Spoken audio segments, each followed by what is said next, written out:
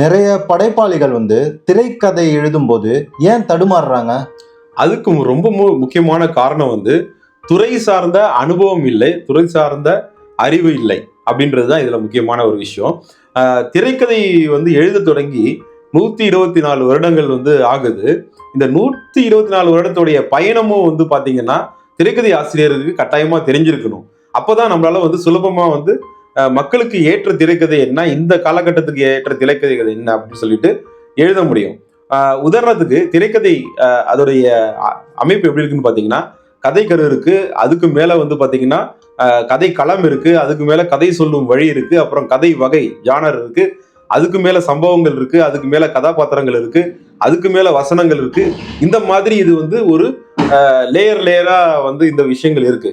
இது எல்லாமே இந்த திரைக்கதை எழுதும் ஆசிரியருக்கு ஒவ்வொரு விஷயத்திலையும் ஒரு நுணுக்கம் இருக்கு.